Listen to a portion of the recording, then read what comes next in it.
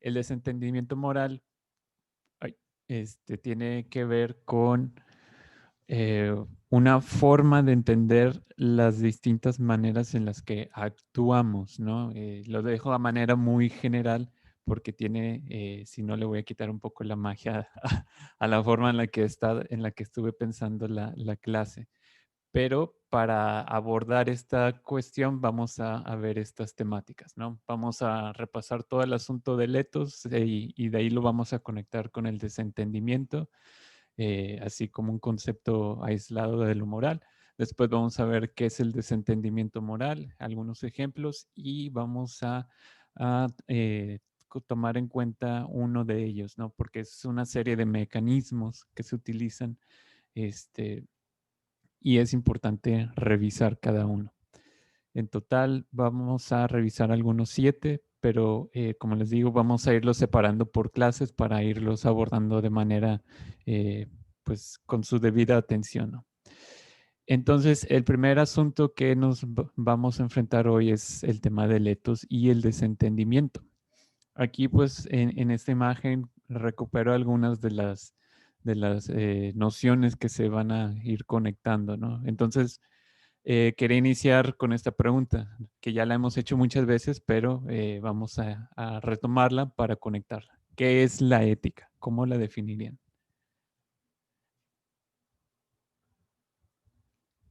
¿Cómo ven? Michelle, para ti, ¿qué es la ética? Pues es como, o sea, supongo que eso es como lo, no sé, como la base, o sea, no como lo que cada quien considera que es bueno, sino como lo que está dicho en general, que es como lo bueno, por así decirlo, o sea, lo ético.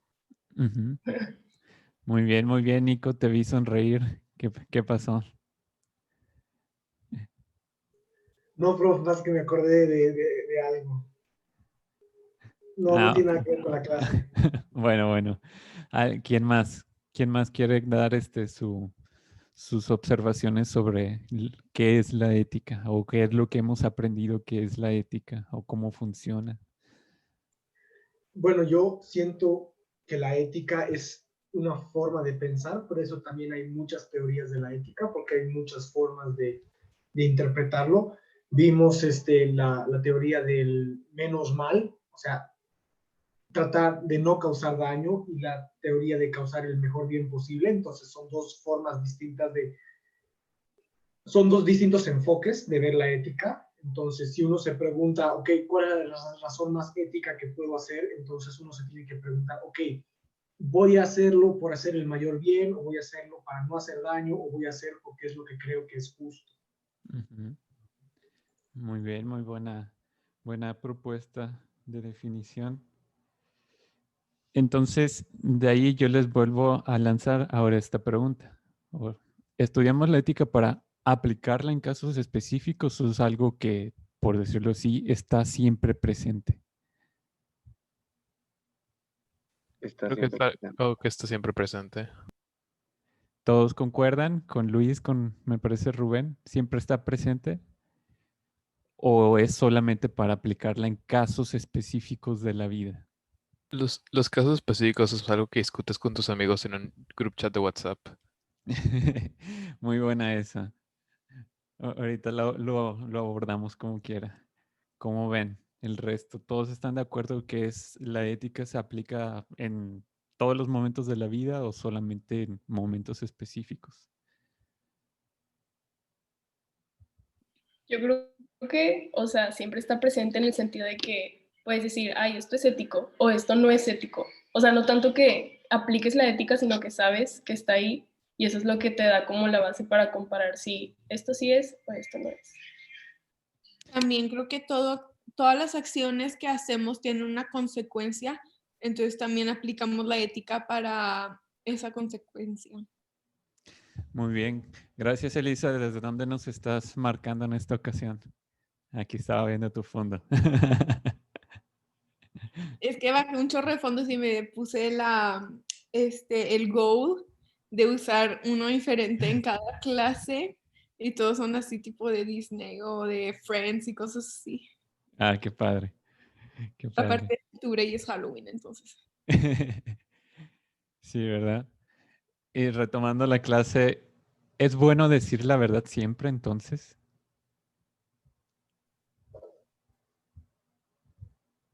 No, No, no, yo diría que no. A ver, Ajá. Mario, la creo que Mario consecuencia. fue el primero que abrió el micrófono. Te escuchamos. Mario, Luis y luego Elisa. no, pues o sea, yo siento que las mentiras piadosas siempre son buenas. Ok, Luis. Más allá de mentiras piadosas, hay casos donde decir la verdad simplemente no es necesario. Y sí, de que una mentira no le hace daño a nadie, de que más allá de mentiras piadosas, no es, de que una ilusión es a veces mejor que una verdad. Elisa. Yo siento que depende de la consecuencia que va a traer y sí, concuerdo con Luis que hay veces que igual y no se necesita saber. Entonces estamos diciendo que la mentira es ética. De cierta manera, yo diría que sí, a veces. ¿Todos están de acuerdo? Yo No, digo, yo no. yo digo que todo depende, o sea, no podemos decir es bueno decir la verdad, Ujú. todo depende de la situación, del contexto, si te obligan a mentir, si tienes que mentir para salvar a alguien o algo así, ¿no? Si hay algún mayor bien en juego. Entonces, ¿qué hacemos con O sea, esta? sí, obviamente, pero de que una verdad y una mentira puede ser buena y mala dependiendo del contexto, pero no es, no diría que mentir explícitamente siempre es malo. Diría que tiene sus usos y muchos de esos usos pueden llegar a ser buenos. Entonces, ¿por qué la mayoría estaba de acuerdo acá que la ética siempre se aplica? Porque hay algunas ramas de la ética, algunas formas de interpretarla, que dirían que en ciertos escenarios está bien mentir o es mejor mentir. Pero ¿estás diciendo que porque se te dice o porque así? Vaya, entiendo muy bien que una cosa es ir incorporando las reflexiones, pero de forma completamente personal. ¿Por qué? No tanto por el por qué, porque otros te puedan decir, digo, aquí más allá de que estamos en una clase, sí o no, ¿por qué consideramos entonces que es bueno, o mejor dicho, que la ética pues no se aplica para todos los casos? Porque ya dimos simplemente con el caso, con la verdad y la mentira, que son valores, que están presentes, pues estamos dando cuenta que la verdad no es un valor que aplica siempre, ¿verdad? Yo creo que la razón por la cual decimos que decir la verdad es bueno es porque revelar la verdad de algo a alguien le estás dando un cierto control que no tenía antes y eso puede ser pues apreciado porque si alguien no sabe la verdad de algo tiene pues como como dije, él no tiene cierto control o cierto conocimiento acerca de esa cosa porque no sabe qué es lo que es cierto. ¿Alguien más tiene otra forma de entender el aspecto ético de la verdad? Profe, yo quiero hacer un comentario. Te escuchamos, Vanessa.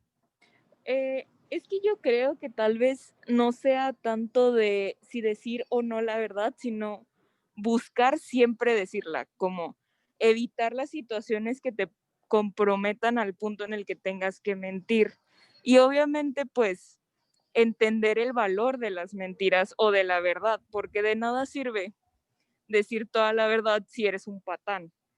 Porque mucha gente usa ese argumento de que no, es que yo solo estoy diciendo la verdad, pero eso no justifica que seas una mala persona, como tampoco adjudicarse, no sé, a la ignorancia de que no, es que te estaba mintiendo para no hacerte anuente de este mal, y es como, tampoco somos como estos protectores divinos de la gente que tenemos que resguardarlos de todos los males que existen, es como saber enfrentar la realidad, y siento que muchas veces la realidad te pone en caminos donde sí tienes que tomar una decisión correcta. Muy buen aporte, Vanessa. Este, justamente la intención de estas preguntas y del tema que vamos a ver nos da a ver que hay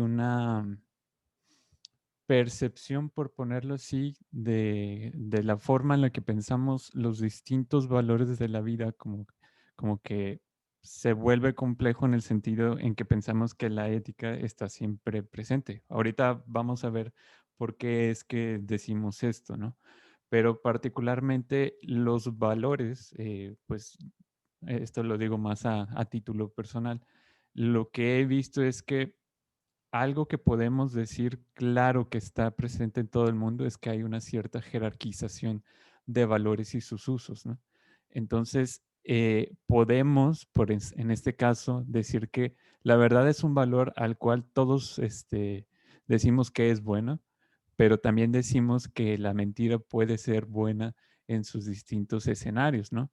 Este, porque estamos buscando a la vez como algo, un cierto bienestar para las personas, ¿no? Dentro de las mismas consecuencias, como mencionaba Elisa, podría ser una forma de justificarlo. Pero hay valores que siempre ponemos arriba, estos valores que simplemente son intolerables que una persona rompa, ¿no? Pero regresando un poquito a la clase, vamos a pasar a este escenario. Imaginemos, todos ustedes son dirigentes de alguna nación. Repentinamente un virus azota a su población. Entonces, a su mano queda la información de todas las predicciones sobre los daños que va a causar este virus, pero dudas en declararlo, en manifestar esto por el temor de que la población se vaya a volver caótica en tanto todas las repercusiones que tiene el mismo virus, dejen de ir a trabajar, van a impactar la economía. Pensemos en todos los posibles escenarios que puedan suceder. ¿Deberían decir la verdad? Eh, Aquí hay demasiados de que factores que son importantes, pero el más grande es si sabes de las posibles repercusiones que tendría el no decir la verdad. Por ejemplo, de que si tratas de esconder el peligro de este virus y el esconder eso hace que la gente no se cuide y esparza más el virus, es algo contraproducente porque la gente se va a enfermar y se va a enterar eventualmente de todos modos. Ujú. Yo Muy bien, lo Luis. que creo es que pues sería lo mejor decir la verdad porque pues sí es lo necesario para que la gente acate las medidas, pero otra cosa es que, o sea, si lo vemos de un punto de vista ya más realista, la gente va a escuchar lo que quiera. Entonces, aunque diga uno la verdad, la mitad de la gente va a decir, está bloqueando o cualquier cosa de esas y no va a hacer caso. Y la otra mitad, pues sí va a hacer caso, más o Hay, menos. hay gente hoy en día que no cree en cambio climático. Y al día siguiente sí se están comprando los popotes, ¿verdad? ¿Qué más? ¿Quién más quiere dar soporte? ¿Deberían de decir la verdad en este contexto?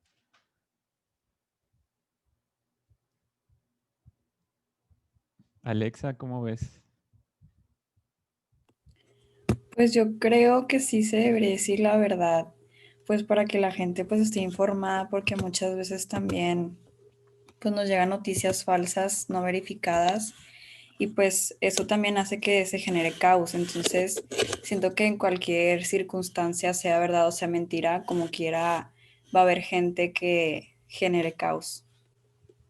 Sí, definitivamente. Eso es algo muy, muy importante y qué bueno que lo mencionas porque el caos no es solamente pues un aspecto que pudiera darse simplemente por de la nada, ¿no? No es gratuito y menos cuando descubren la verdad. Ahora, vamos a ponerle un rostro. Pues esto fue lo que supuestamente pasó en Estados Unidos. Según unas grabaciones de una entrevista de un reportero a Trump, él afirmó haber tenido conocimiento del coronavirus, de lo problemático que iba a ser para Estados Unidos, pero decidió not to make a big deal out of it, ¿no? Utilizando un poco de sus jergas. Entonces, ¿podríamos decir que se justifica esta acción de Trump? No, yo diría que no. Pero ¿por qué no estaban justificando hace rato decir que no es necesario decir la verdad? Sí, pero como dije, bueno, tal vez Trump no sabía porque no, no es la persona más brillante, pero cualquier otra persona se habría dado cuenta de que el no decir la verdad hubiera tenido las repercusiones que pues tuvo con Estados Unidos siendo el país con más casos de COVID ¿De qué tiempo récord? Muy bien, ¿alguien más? Yo también creo que no se justifica. Y digo, más sabiendo como el background story de que las elecciones se acercan, entonces creo que también tienen muchas influencias políticas de qué hacer y qué no hacer para favorecer su Claro. campaña o su reelección, ahorita ya en noviembre. Sí, definitivamente. Esto también tiene un asunto político. Y también la misma noticia, ¿no? Aquí les funcionan los demócratas. Profe, yo también pienso que es importante ver el background o no sé, lo que la historia nos ha dejado, qué se ha hecho en el pasado, porque Ujú. también siento que nos es muy fácil decir, no, es que yo hubiera dicho la verdad, como les voy a mentir, pero es que también hay que pensar que, y más en México, es un país muy corrupto, donde incluso a veces un presidente no es el que toma las decisiones y donde no puede simplemente a veces solo hacer algo. También hay que pensar que muchas veces estos políticos actúan a la conveniencia, pero si dijéramos, si me dicen a mí, pues yo lo primero que haría sería ver cómo se ha comportado la gente durante otras epidemias o qué han hecho otros presidentes en el pasado, si han dicho la verdad, si han mentido o qué tanto de la verdad han expuesto, porque tampoco nos sirve que sepan todo, o sea, porque tal vez hay cosas como muy específicas que no las entendería el público, que probablemente él o ella como presidente o presidenta no lo entenderían tampoco. Por eso siento que antes que decir o no la verdad es como entender el contexto en el que te has metido y ya dependiendo de la evaluación que le des, ya tomar una decisión junto con tu gabinete, tal vez incluso consultar a gobernadores, porque pues no es la misma la situación que vivimos aquí en Nuevo León contra Chiapas, ni las mismas posibilidades, y no se van a comportar igual siendo un país tan grande y tan diferente como es México. Así que siento que ojalá fuera tan sencillo como decir o no la verdad. Sí, definitivamente. Digo, en este caso, como lo mencionamos, si lo razonamos con todas estas variables, pues tiene un análisis distinto, ¿no? Pero en este caso en específico, sin pensar tanto en el contexto, sino en medir la acción en concreto de esta figura, fuese Trump, fuese quien sea, de pronto parece que, o nos da a ver cómo es que pues todos estos elementos de la ética o este valor de la verdad parece que es como aparece en ciertos escenarios, pero en otros escenarios se decide que no es tan valiosa su aparición, ¿no? Como hablábamos hace rato, como si existiera una jerarquía que de alguna manera dictamina la selectividad, ¿no? De cuándo sí, cuándo no. Si pasamos a otra pregunta, por ejemplo, ¿es bueno matar? ¿Ustedes cómo ven? ¿Es bueno el homicidio? Ay, Pues no. ya les spoileé. Entonces, ¿cómo justificamos el 11 de septiembre? ¿Cómo justificamos, pro? No entendí. O pensémoslo en este otro lado. ¿Cómo justificar este asesinato? Se supone que fue un accidente, pero asumamos que no haya sido un accidente. Pues no hay cómo justificarlo, profe. O sea, si se justifica sería como venganza y ni siquiera, o sea, digo, yo no estoy de acuerdo con la situación. No sé, pero no se justifica. ¿Alguien considera que sí se justifica? También decían que era por religión o algo así, ¿no? Bueno, los que iban en el avión, de que los pilotos, que Sí, lo hacían, que por su Dios o no sé qué. sí. Se supone que fue un plan o un ataque ideológico. Ana, perdón, te interrumpí. Pero estamos viendo si se justifica el matar a Osama Bin Laden o lo que hizo él. ¿Cualquiera de los dos? Ah, pues no sé. O sea, lo que hizo él, pues él yo creo que lo justifica por medio de que pues es mi religión y lo más De lo que sé, pues lo mayor reconocimiento es morir por algo que te pidieron ahí en su región. Ajá. Y pues lo de matarlo, pues la verdad es que pues, no lo justifico. O sea, pues por más mal que haya hecho, pues meterlo a la cárcel o lo que tú quieras, pero pues no lo mates. Pero pues no sé las leyes de Estados Unidos qué es lo que dicten, pero no lo mataría. O sea, ahí en isolation es lo creo que es lo peor que le puedes hacer antes de matarlo. Sí, definitivamente. Es complejo, ¿no? No todos los valores, por decirlo así, tienen este grado de complejidad de cómo justificas moralmente ciertos asesinatos. Pero entonces, y volteando quizá a Estados Unidos, porque es el primer país que se me ocurre ahorita, no sé si algún otro lo tenga como parte de sus leyes, pero hay algunos países que aceptan o practican lo que es la pena de muerte. Moralmente, o sea, legislativamente está justificado, pero moralmente, ¿cómo creen que pudiera defenderse eso? Profe, es que yo pienso que es algo muy complejo desde el inicio en que nosotros fuimos criados, digo, la mayoría, desde una como institución católica hispana bastante derecha, si se quiere, y hay que pensar que estas personas fueron criadas de una manera totalmente diferente, en ámbitos totalmente diferentes a los que nosotros crecimos. Por lo tanto, jamás vamos a poder entender qué los ha llevado a eso, porque nunca nos ha tocado ahorita que nos ataquen nuestro país, que nos quieran quitar nuestra religión, que un país extranjero quiera robarnos todo lo que somos, toda la identidad. Por eso no es tampoco tan fácil. O por decir en países que también como Japón, donde allá la pena de muerte es legal y es tan reservada que nadie sabe cómo la hacen. Se sabe que se hace, pero nadie sabe cómo la llevan a cabo. Y eso todavía da más miedo, que uno ni siquiera llega a saber cómo es que se deshacen de estas personas, pero ellos también al ser un país lleno de, al haber crecido tan aislados como país, al haber estado tan retraídos de la sociedad durante tantos, tantos años hasta la Segunda Guerra Mundial, es algo súper complejo.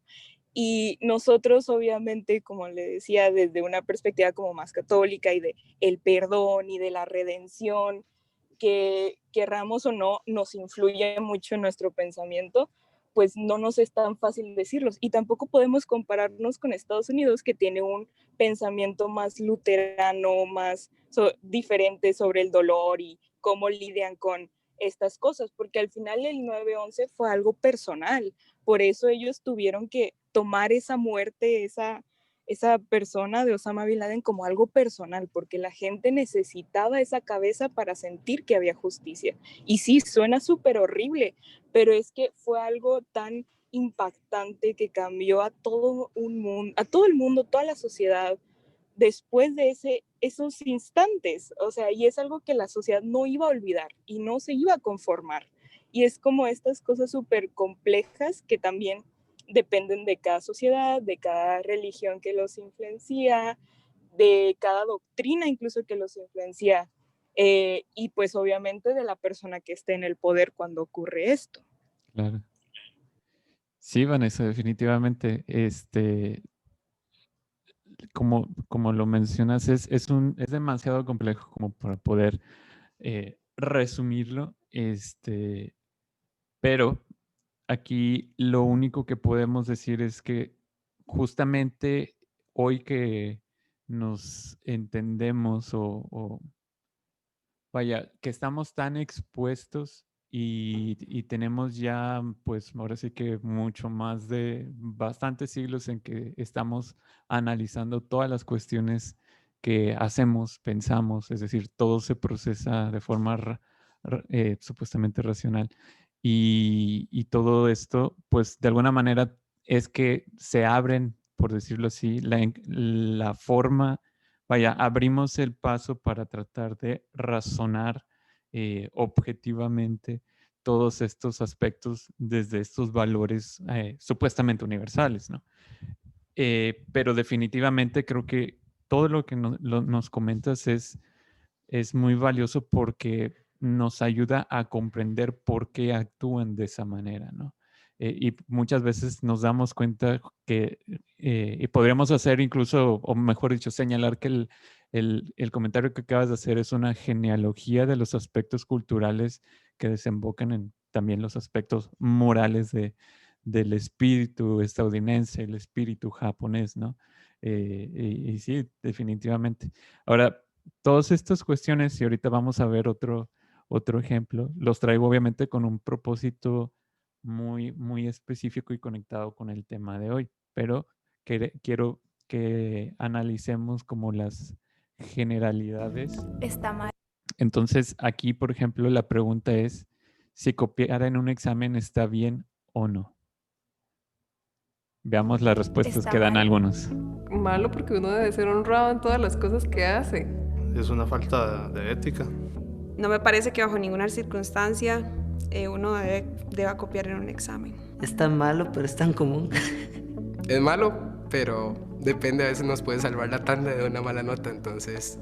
Pues está mal.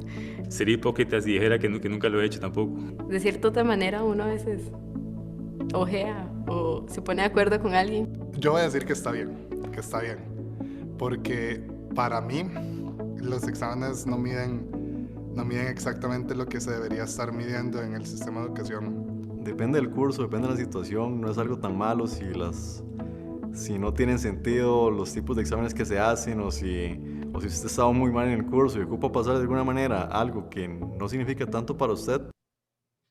Pues bueno, estos son algunos ejemplos, ¿no? Es decir, parece que de pronto para algunos sí está bien, para otros no está mal. Hay como una cierta selectividad de este grado de honradez, me parece fue la noción que se utilizó de pronto ahí, ¿no? O de lo honesto que se es uno mismo respecto al conocimiento. Esto, ¿sí, Vanessa? Creo que abriste tu micrófono. Fui yo el que lo abrió. Perdón, Gabriel. Iba a decir que a mí me pareció que todos sabían que estaba mal, pero a lo mejor a medida en que lo hacen, es que intentaban justificarse más o menos. Todos dijeron, no es correcto, pero... y empezaron a dar más razones. Entonces a lo mejor todos sabemos que está mal, pero a la hora de hacerlo buscamos, podríamos decir, cómplices o buscamos alguna excusa para justificar por qué tampoco está mal que lo hagamos. Muy bien, Gabriel. Justo diste en el propósito de la clase. Vamos a terminar de conectarlo con estas siguientes preguntas. ¿Cómo se aprende la ética entonces? ¿Creen que se aprende meramente con tomar una materia por un semestre? ¿O 2 materias en el caso del TEC?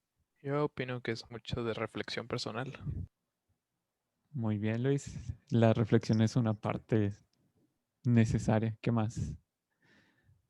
Yo creo que es mucho de lo que aprendemos de pequeños en casa y a través de la imitación en los círculos sociales que nos movemos. Dijiste dos cosas muy importantes. Imitación, que es un acto, y ahorita vamos a ver de qué manera se vincula. Y todo lo que se aprende en casa, pues es parte del desarrollo, ¿no? Te va a vincular justamente con otra palabra esencial. Vanessa, creo que abriste tu micrófono, perdón. Al menos aquí parece. Sí, pues iba a decir que leer mucho a los filósofos, aunque a muchos les dé flojera, se los juro. Una vez que encuentras respuestas, empiezas a cambiar totalmente tu vida. Nuevamente, gracias por la apología y mantenerme con trabajo, Vanessa. Bueno, digo, esta palabra, recordemos que ética pues viene de ethos, ¿no? Y esto tiene que ver con el carácter. Es decir, se trata como de algo que es constante. Viendo, por ejemplo, una definición de la RAE, ethos, y esta es la palabra griega, tiene que ver con el conjunto de rasgos y modos de comportamiento que conforman el carácter o la identidad de una persona o una comunidad, ¿no? Y si retomamos un poco de Aristóteles, pues vemos esta noción de las virtudes, ¿no? Dice, no adquirimos las virtudes sino después de haberlas previamente practicado. Con ellas sucede lo que con todas las demás artes, porque en las cosas que no se pueden hacer sino después de haberlas aprendido, no las aprendemos sino practicándolas. Y así uno no se hace arquitecto, y así uno se hace arquitecto, perdón, construyendo, se hace músico componiendo música. De igual modo se hace uno justo practicando la justicia, sabio, cultivando la sabiduría y valiente ejercitando el valor, ¿no? Entonces, retomándolos. Obviamente la reflexión es parte de, ¿no? Es la parte inicial, pero la ética, por ponerlo así, tiene su carácter integral una vez que se practica, o como decía Gabriel, podemos ver esta práctica justamente desde el desarrollo que tenemos como persona, ¿no? Y recordando también la reflexión que nos proporcionó Vanessa hace rato, el cómo es que cada nación va justamente reflexionando y a la vez actuando consecuencia de todo lo que va viviendo, va formando un cierto etos, ¿no? Y a la vez van desarrollando la percepción que tienen sobre las virtudes, y por eso decimos que, por decir, los chinos tienen sus virtudes, el americano tiene sus virtudes, el mexicano también las tiene, ¿no? Todo es relacionado a la práctica. Y todo esto pues lo quería recordar porque vamos entonces a hacer esta pregunta. ¿Qué consideran ustedes que es el desentendimiento? Desentenderse. ¿Alguien tiene por ahí algo que le suene esta palabra?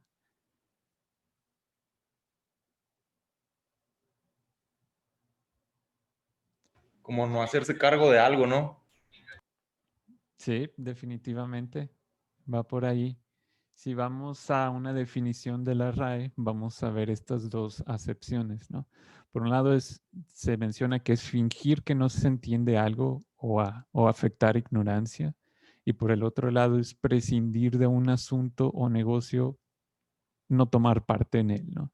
De aquí lo que quiero que hagamos es que nos quedemos con la segunda definición: prescindir de un asunto o negocio, o simplemente no tomar parte de un asunto o negocio, ¿no? La primera no es que las descartemos. Vamos a decir que esta es como una forma en la que se presenta el desentenderse, ¿no? Es decir, no entiendo algo, o bien justifico con cierta ignorancia algún hecho. Entonces, ¿por qué estamos hablando de todos estos asuntos de ética, etos, virtudes y demás? Primero, por un lado, porque lo que vamos a ver de este concepto de desentendimiento moral tiene mucho que ver con que la forma en la que utilizamos los aspectos morales, pues ya no es tan sencillo como originalmente los filósofos de antes pensaban, ¿no? Obviamente, después de tantos siglos, todas estas nociones y su puesta en práctica la vuelve mucho más compleja. Y no solamente el actuar éticamente, sino cómo justificamos ciertas acciones. Así que les voy a poner un video aquí breve de esta figura, Albert Bandura, que es un psicólogo que desarrolla esta noción de desentendimiento moral. Entonces vamos a prestar tantita atención y seguimos platicando. I'm Al Bandura. Ay, quería maximizarla y se hizo. Rolling. I'm Al Bandura, and I'd like to talk briefly about a line of work that I'm doing on the mechanisms of moral disengagement. The thing that puzzled me, if we look at the work on moral agency, most of the work is centered on how you develop moral standards. And so we develop standards of right and wrong, and these serve as guides and deterrents for transgressive conduct, and so the the assumption was that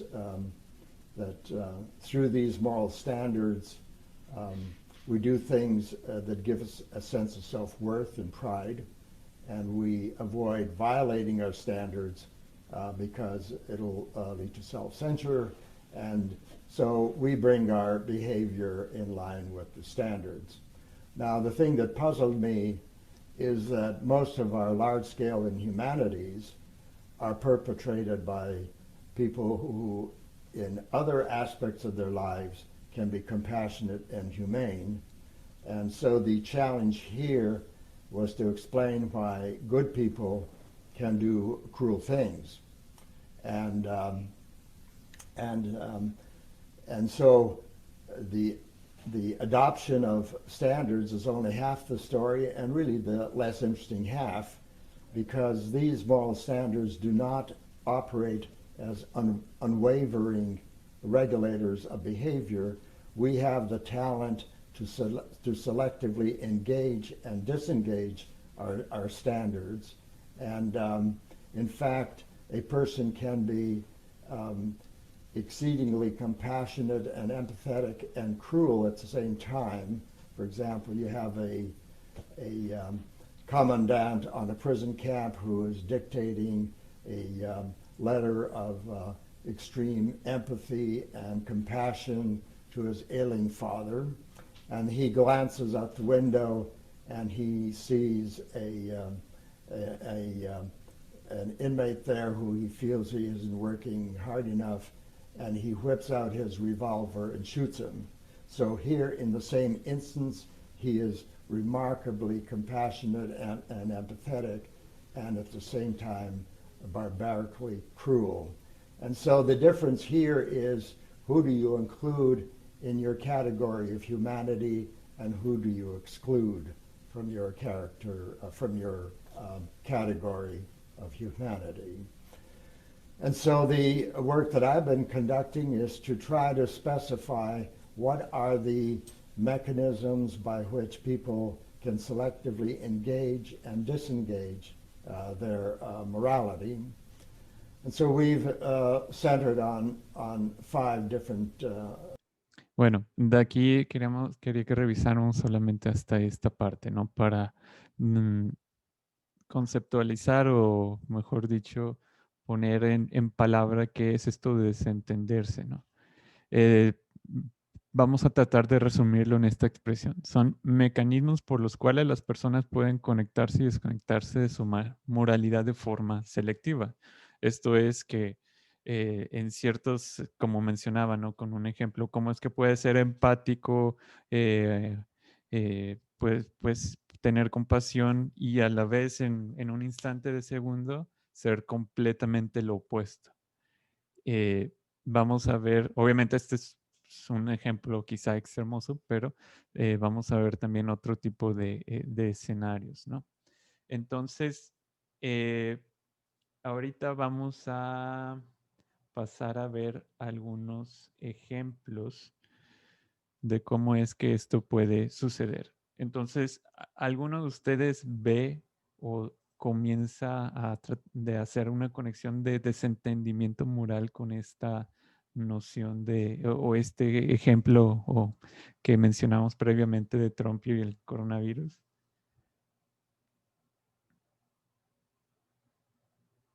¿Cómo es que a la vez dice que protege a América, que la hace great again y todos estos valores supuestamente americanos, pero a la vez toma estas decisiones que sabe que van a causar miles, millones, o como dice, billions and billions de muertes?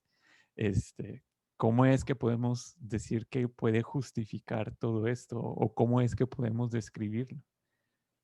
Simplemente pensemos, ¿no? O sea, Pues yo creo... ¿sí? Dime, Juan.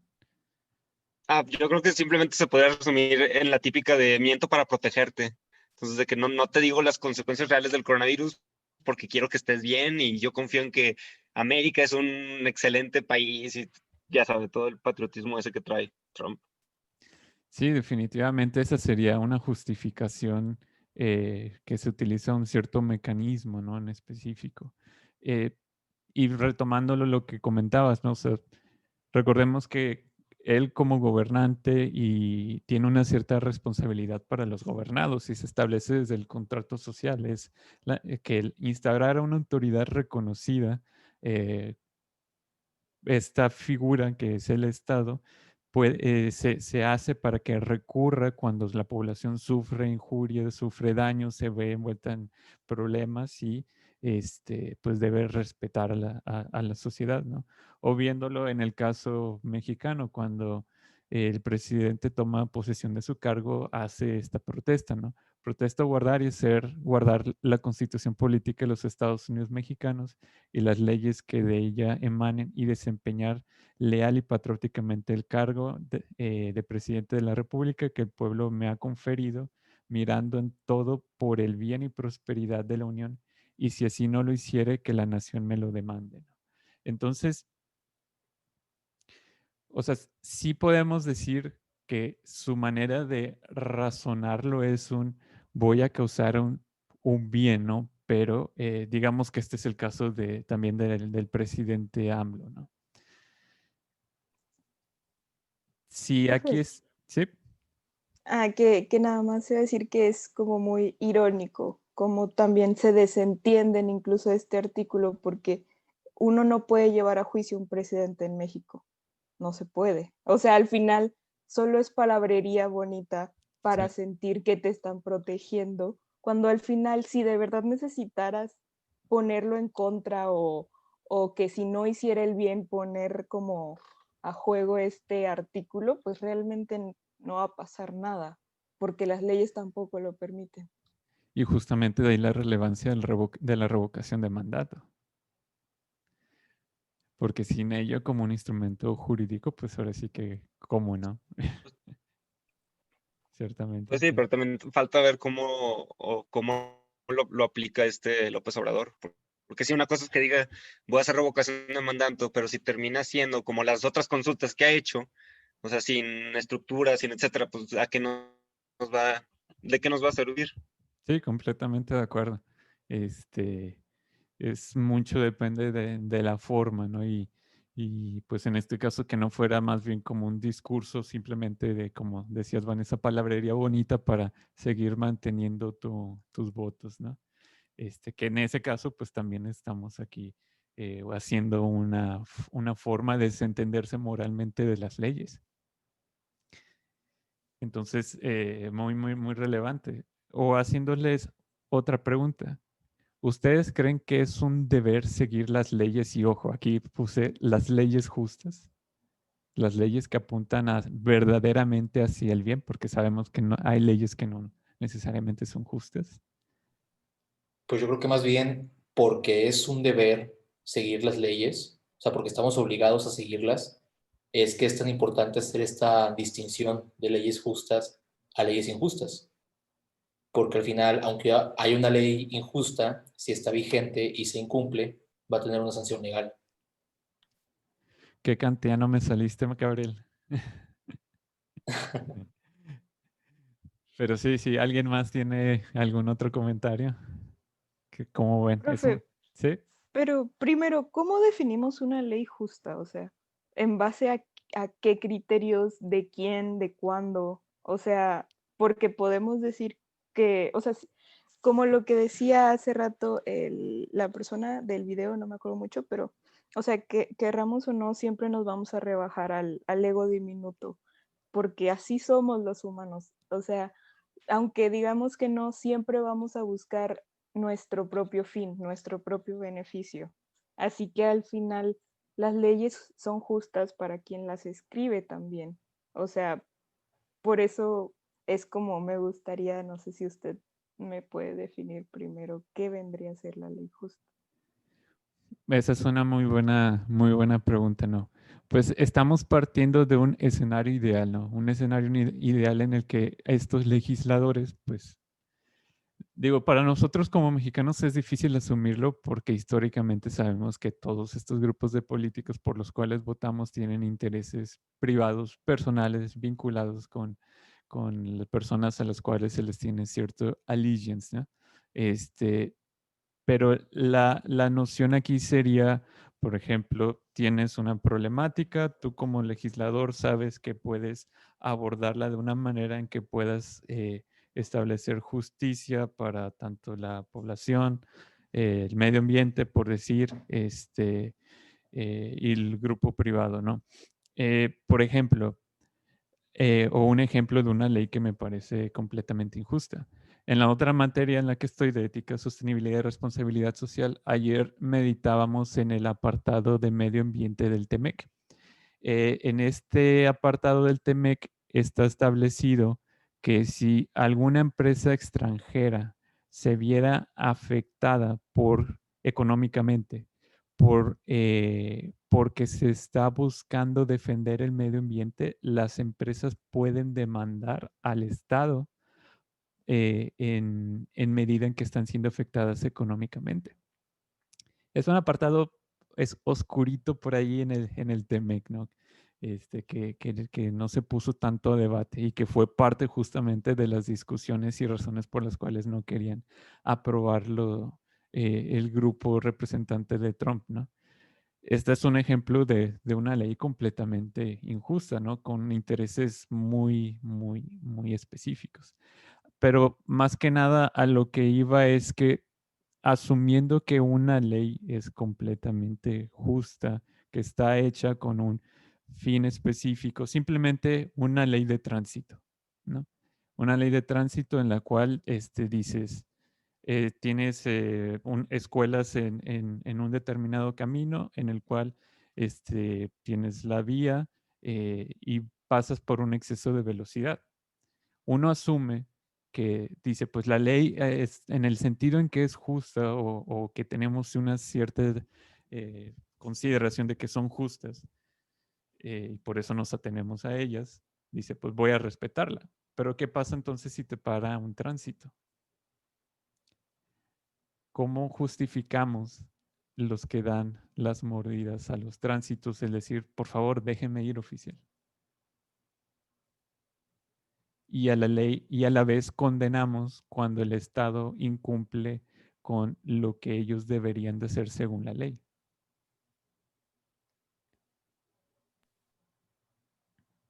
Usted dijo que estamos hablando en una situación donde es una ley justa y ideal. O sea, nosotros irrumpimos una ley de tránsito que, o sea, nos pasamos de velocidad y nos detuvieron por eso. Esa es la hipotética aquí, ¿verdad?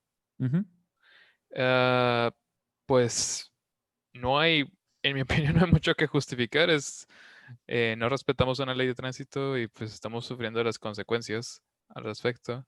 Lo debimos haber respetado y lo debimos haber respetado porque las leyes de tránsito existen para evitar accidentes y para, pues, proteger las vidas de todo aquel que esté en la calle.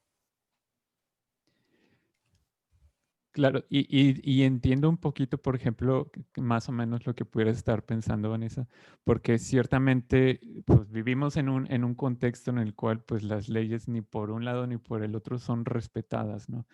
Pero en la medida en la que como una nación que es el único mecanismo que tiene incluso para hablar de negligencia de parte de funcionarios públicos o de otros miembros de la sociedad, sin ellas pues rompemos con todo el contrato social que tenemos, ¿no?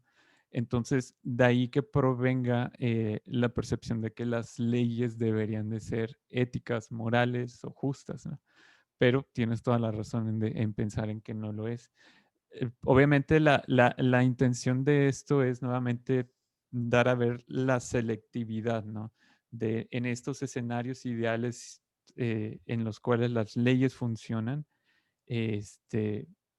hay determinados contextos que habilitan en ciertas personas a decir, aquí sí soy moral y aquí no soy moral respetando la ley. Pago mis impuestos como tiene que ser, pero doy una mordida al tránsito que me paró para que no me castigue por algo que yo sé que no hice bien. O simplemente... ¿Sí? Perdón. No, no te preocupes. Iba a decir que muchas de estas cosas ocurren en la medida en la que se permiten. Y tanto como en las leyes de políticas como en las leyes personales. O sea, si, por ejemplo, esto sucede porque saben que el sistema es corrupto y saben que el sistema lo permite. en Ujú. un país como Estados Unidos, que obviamente sabemos que eso no se puede hacer, nadie va a tener la audacia de siquiera atreverse a hacerlo, porque ahí sí es algo muy serio.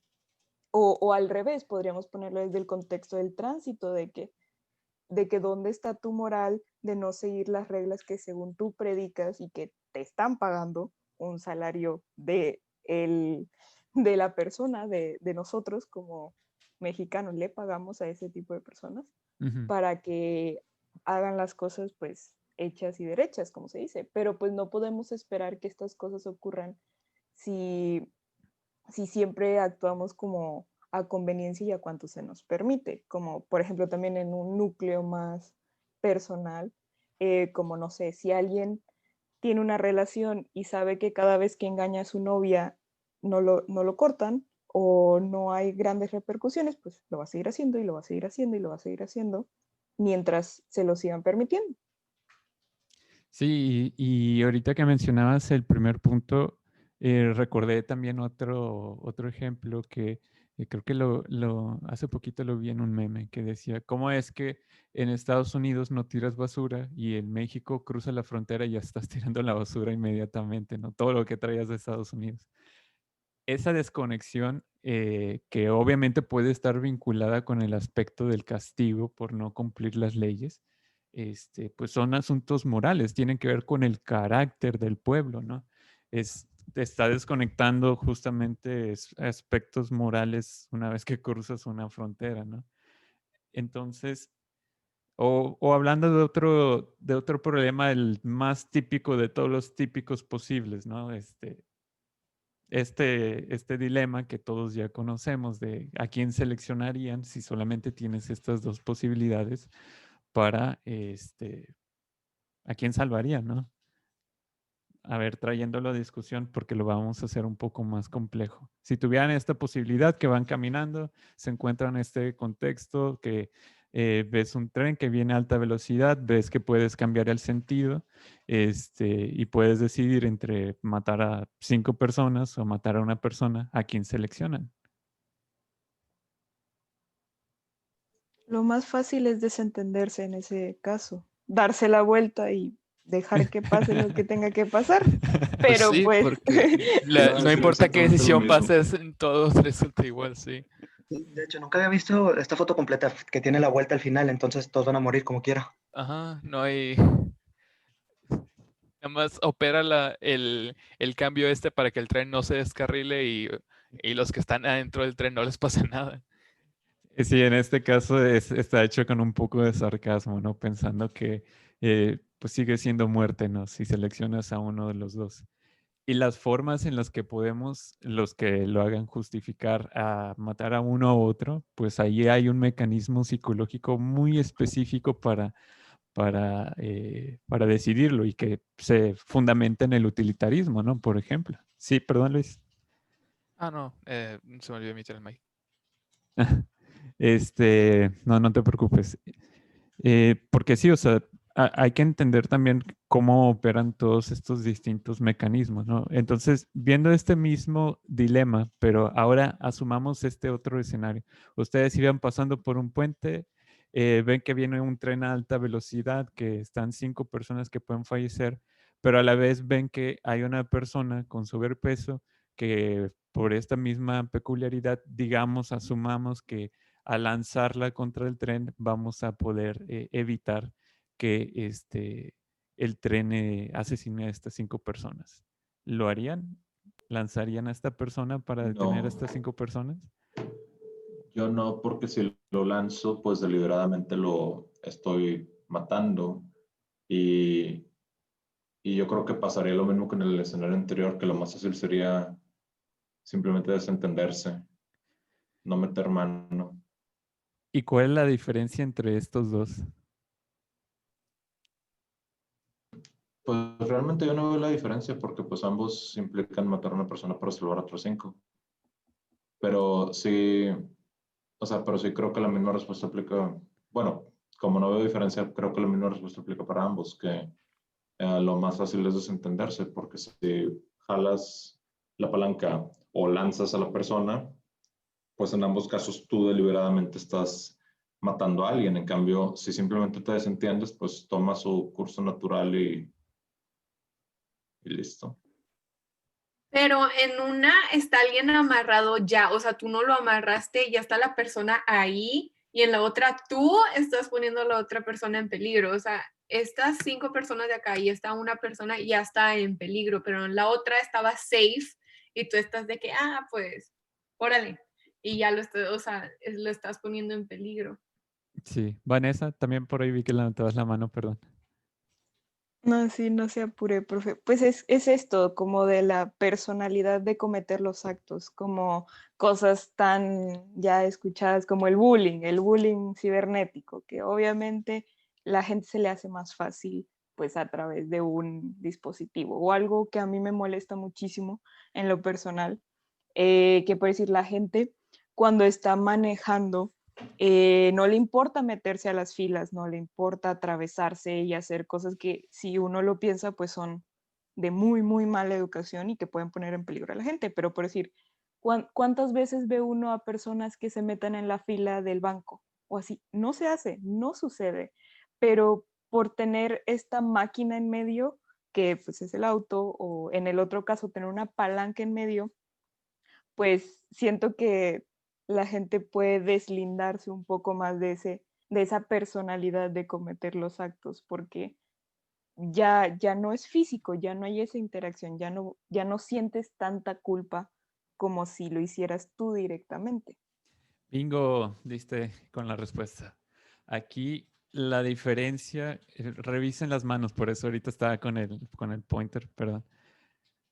De forma, o sea, en ambos casos estás seleccionando una muerte, ¿no? Pero aquí la mano, por ejemplo, está físicamente sobre otra persona.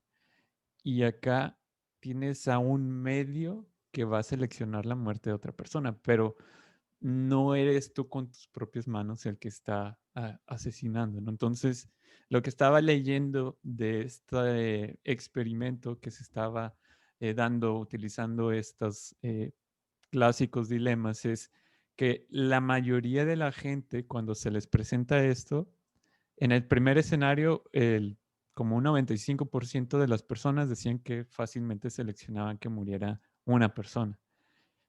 Y cuando cambiabas a este otro escenario, cambiaba radicalmente. No recuerdo la cifra, pero muy pocas personas decidían matar a esta persona.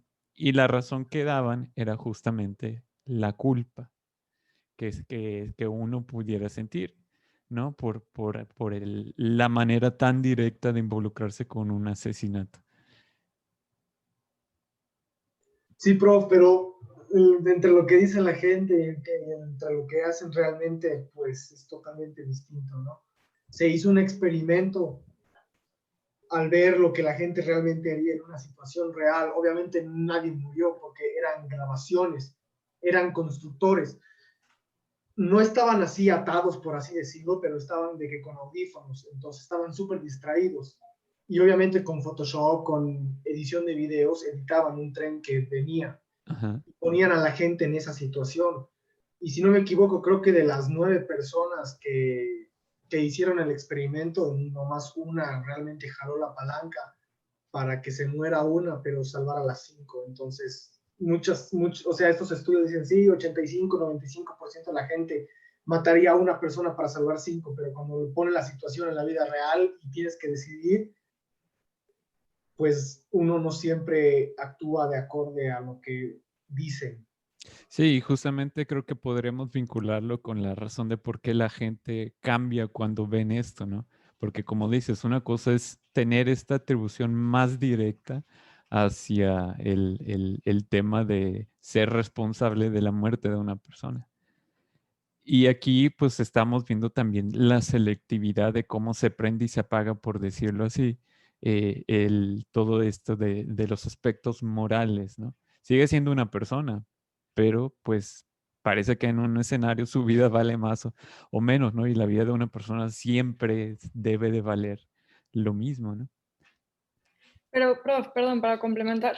Perdón, sí. Cuando yo veo este dilema, me acuerdo mucho de The Good Place y cómo se los ponen, o sea, que tienen como una simulación bastante real. y donde ves a uno de los personajes que de por sí su problema es decidir. Yo creo que todos seríamos ese personaje, o sea, te quedas, estás viendo que la situación está pasando, pero te quedas más tiempo decidiendo y pensando que estarlo viendo normal. O la otra es sí ponerse en el papel del demonio, por decirlo así, de no, esto es nada más para ver a quién mata más gente, vamos a ver cómo le hacemos. O sea, no sé, cuando lo vemos así, la culpa y demás, pues tenemos tiempo de pensarlo. Pero es cierto que en situaciones que se pueden parecer, no tienes chance ni de pensar en la decisión que tienes que tomar, la verdad. Pues sí, es complicado, ¿no? Ya en asuntos reales, pues es otro asunto, como lo manifiestas y con el ejemplo de Nico, ¿no? Lo único que retomamos de estos casos es ahora transformemos a esta persona en que fuera un simio muy, muy grande y muy pesado. ¿Lo lanzarían? Tomando en cuenta que tendría el tren. Sí. Te escucho, David, ¿por qué? Porque ya no se trata de otra vida humana, se trata de una vida animal. Es más o menos como el mismo dilema de lo que pasó con el gorila Arambe cuando se metió el niño a su jaula. Pues sin dudarlo ni un segundo, mataron al gorila para que no peligrara la vida del niño. Ya, sí, o sea, aquí lo relevante es justamente la transición, ¿no? De qué diferencia hay entre un ser humano y un animal. ¿Alguien más quiere hacer algún comentario? ¿Quién diría que no, por ejemplo? ¿Quién no lo lanzaría y por qué? Yo pienso que es todavía peor en el sentido de que porque estos animales su raciocinio no es igual al nuestro y nosotros estamos tomando una decisión consciente. Ellos solo están ahí y si actúan solo va a ser por instinto. O sea, realmente los culpables de todo esto vamos a ser nosotros, porque nosotros somos el pensante, el que actúa y es como al final, es como decir, ¿aventarías a un bebé de 3 kilogramos? Digo, bueno, no, de 100 kilogramos, no sé, un bebé enorme que lo pudiera parar. Un bebé tampoco tiene mucho raciocinio a esa edad y no es tan diferente a un animalito si lo vemos en ese contexto. ¿Cuál es la diferencia? Un bebé no es un animal, o sea, sí somos Sí lo animales. es. Un bebé es un ser humano, ahí está la diferencia. Pero, En este ¿cuál caso es la estamos hablando diferencia? ¿Qué hace un ser humano tan especial? Que en uno estás hablando de un ser humano y en otro estás hablando de un animal. O sea, eso es obvio, pero ¿cuál es la diferencia en ese momento? O sea, no diciendo que Es un un ser día va a humano y crecer, el otro es un animal, o sea. pero Sí, pero no lo que Vanessa diciendo te que está preguntando es qué le da más importancia a la vida humana. Por eso, le das más importancia a la vida humana porque es un Sí, ser pero humano, ¿por qué? no un animal. O sea, sí, pero ¿por qué Sí, se le da sí, más puedo importancia? responder a lo de por qué se le da más importancia a la vida humana. Realmente la vida humana no vale más que la de ningún otro ser vivo per se. Exacto. Es simplemente un sesgo nuestro que aplicamos para fines de funcionalidad social. es la vida, es la importancia que nosotros le hemos dado como sociedad. No es como que algo varíe, porque si ponemos el contexto de un bebé que solamente hace popó y come y no se entera de nada, y un animal que hace lo mismo, pues si lo miramos objetivamente no son muy diferentes. La diferencia es que el bebé eventualmente se convertirá en un humano racional, perdón. No, es que la diferencia es como vimos en la clase pasada, el profe está haciendo sus comidas. Como vimos en la clase pasada con el profe, existe algo que se llama dignidad humana, que se le da a todos los seres humanos a partir de su nacimiento, y ahora es debatible, ¿no? Si lo tienes antes de nacer o después de nacer, pero como sociedad hemos definido que a todo ser humano, independientemente de su condición, raza, edad, género, sexo, lo que sea, se le da un título que se llama dignidad humana, y en ese título de dignidad humana está derecho a la vida. Entonces esa persona tiene derecho a su propia vida, algo que no se le da a los animales. O sea, no existe algo llamado dignidad animal o dignidad existencial. Por el solo hecho de existir tiene ciertos tipos de derechos. Obviamente hay organizaciones que están luchando para que se dé estos derechos a los animales, para que se le dé derecho a la vida, para que estos animales no sean ni torturados ni asesinados en vano, y yo estoy totalmente a favor. Pero en la ciudad, en la situación en la que vivimos, no existe algo que se llama dignidad animal o derechos de animal, por así decirlo. Entonces, inevitablemente tenemos, por la dignidad humana, si respetamos esa dignidad humana, tenemos que valorar más la vida de un ser humano, aunque sea un bebé, aunque sea una mujer, aunque sea un hombre, aunque sea de cualquier país, sobre la vida de cualquier otro animal, ya sea un gorila, ya sea un bicho, ya sea un mosquito, ya sea una planta, porque las plantas tienen vida. Entonces es por eso que se ha decidido que nosotros los seres humanos tenemos que valorar, porque tenemos esa dignidad humana, esos derechos humanos que todos tenemos al nacer. Ahora vamos a darle un grado mayor de complejidad. Imaginemos que este animal que estamos por lanzar está en peligro de extinción. Profe, y además, nada más voy a decir que este es desde un concepto, otra vez como lo había mencionado hace rato, porque nosotros estamos criados bajo un concepto pues católico de derecha, porque si le preguntas a un budista, él te va a decir que todas las vidas son iguales, de las de todos los animales, de todos los seres vivos, o sea, ellos ni siquiera matan hormigas, casi casi. Por eso también es como, depende de a quién le preguntas. Aparte, eso de dignidad humana realmente es otra forma de decir dignidad, que es exactamente lo mismo. La razón por la que se dice humana es para especificar que te refieres a humanos, ¿verdad? Pero todos los seres vivos tienen dignidad, ¿no? Yo pienso eso. Es una... Quería dejarlo por el final, pero este tema es espinoso porque, como se está dando a ver en la discusión, si pensamos, si tratamos de entender todo lo que es el concepto, tanto históricamente como en este contexto inmediato, nos van a dar como lecturas distintas, ¿no? Así como ya un elemento jurídico surge a consecuencia de las guerras que se vieron en el siglo pasado, ¿no?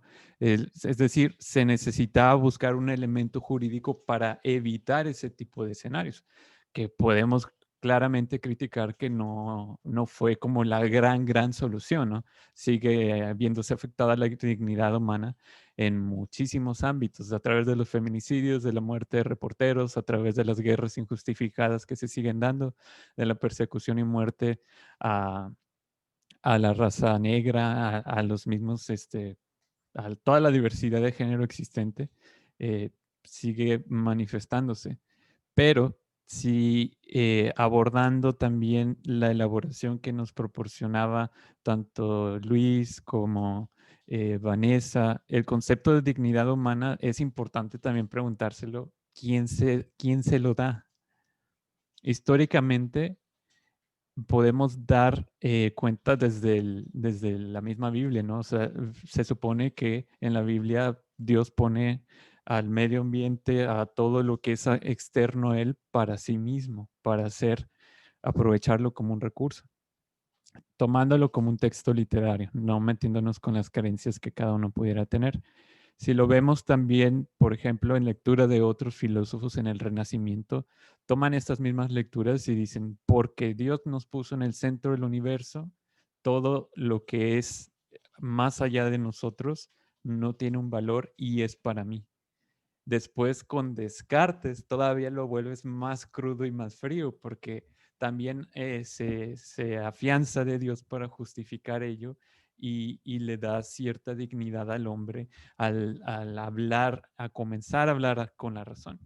Y algo que no se habla mucho, pero Immanuel Kant decía que las personas que tenían dignidad humana eran solo las que tenían la facultad de razón. Es decir, ¿qué pasaba con los locos, por ejemplo? No tenían dignidad humana. Y este desarrollo histórico lo que te hace ver, muy a resumidas cuentas, es que pues claramente hay primero el hombre se lo puso a sí mismo para buscar un cierto respeto entre cada uno de nosotros, esto de manera reciente, pero históricamente pues también tiene un trasfondo muy oscuro, ¿no? Muy negro. Entonces parece como también una forma de desentenderse justamente con el hombre, con la naturaleza, en el caso de Descartes, por decirlo así. Y esto es algo que nos ha traído muchísimas consecuencias y las estamos viendo justamente hoy. Pero regresando un poquito a la clase, aquí este es un mapeo de cómo es que los mecanismos de desentendimiento moral se pueden justamente aplicar, ¿no? Entonces, por ejemplo, los que argumentarían una persona es mejor que 5 personas muertas, ¿no? Una persona muerta es mejor que 5. Pues está recurriendo justamente a un mecanismo muy en específico acá, está minimizando, ignorando las consecuencias. Y también está activándose este otro, la deshumanización de la muerte de una persona. Por eso es que para los kantianos el utilitarismo es muy problemático, porque entonces estás deshumanizando completamente a lo que es la vida de una persona, ¿no? Y simplemente para terminar la clase, este mecanismo de justificación moral es muy, demasiado común. Vamos a escucharlo aquí rapidito. For one is moral justification, that what we do is use moral and worthy ends to sanctify destructive behavior. And Voltaire put it well when he said, if you can lead people to believe absurdities, you can get them to commit atrocities. And so we do a lot of killing in the name of religious principles, political ideologies, national imperatives, and so on. Entonces, este mecanismo de justificación moral es utilizar la moral, aquí lo hubiera puesto comillas otra vez, o palabras engañosas para santificar, justificar, permitir cierta conducta destructiva, ¿no? Pues esto lo vemos claramente en todas las guerras, o sea, la guerra de Vietnam, por ejemplo, es un claro ejemplo de este tipo de desentendimiento moral. Valoramos la libertad de todo el mundo, ¿no? Pero vamos a invadir a una nación y a arrebatarle su propia libertad de decisiones. Me encantó este video que me encontré también de Trump. De verdad es la mejor figura para analizar todas estas cuestiones, y es tan triste que me tengan que emocionar por esto, porque pues es cómo es que estas figuras llegan al poder, ¿no? Pero observemos este ejemplo. One of my first acts will be to get all of the drug lords, all of the bad ones. We have some bad people in this country that have to go. Bad people. O sea, está utilizando palabras morales para justificar actos atroces, ¿no? ¿Qué es lo que pasó en la frontera, no? O sea, con esa justificación del discurso de bad people que cruza, pues ya estaban haciendo histerectomías, ¿no? Si no me equivoco, a mujeres. Y dices, ¿qué onda? O sea, ¿cómo es que sucede eso, no? Ese es ciertas formas de desentenderse moralmente. Y pues bueno, eso es todo lo que teníamos de clase hoy, ¿no? Para las siguientes vamos a seguir viendo los restantes mecanismos de desentendimiento moral. Vamos a seguir viendo algunos ejemplos y los vamos a terminar de aterrizar también más adelante. Ahora sí que tanto a la vida personal como a la vida profesional, ¿no? Que es lo que nos va a interesar para sus futuras actividades. Solamente, y ya para concluir la clase, les quería comentar que tienen activada una tarea, si no me equivoco ya la pueden ver en Canvas. Es una primera fase de la metodología. En esta fase lo que ustedes tienen que hacer es identificar dilemas éticos, ¿no? Entonces, recuperando la clase pasada en la cual vimos cómo hacerlo, y por ahí tienen, si no les comparto nuevamente las presentaciones, van a ver una serie de instrucciones en las que se les pide en grandes rasgos investigar y buscar diferentes definiciones de dilemas éticos para que ustedes lo puedan seguir trabajando. Y por último, identificar dilemas éticos en su entorno. Van a verlo como quiera con mayor detalle las instrucciones en Canvas. Está marcada para el domingo, pero cualquier dificultad que se les pueda atravesar, perdón, pues con mucho gusto escríbanme y podemos platicar al respecto. Entonces, terminamos la clase de hoy, chicos, a reserva de que alguien tenga alguna duda o quiera quedarse al final, con mucho gusto aquí los espero. Sale, profe, muchas gracias. Gracias, maestro. Gracias, profe. Gracias, De profe. nada, Gracias, profe. cuídense. Igual, adiós. Adiós. Bye, profe. Gracias, profe. Nos vemos.